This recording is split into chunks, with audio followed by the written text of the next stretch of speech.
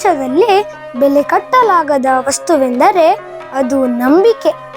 ಪ್ರಪಂಚದಲ್ಲಿ ಬೆಲೆ ಕಟ್ಟಲಾಗದ ವಸ್ತು ಎಂದರೆ ಅದು ನಂಬಿಕೆ. ಏಕೆಂದರೆ ಅದನ್ನು ಗಳಿಸಲು ವರ್ಷಗಳೇ ಬೇಕು.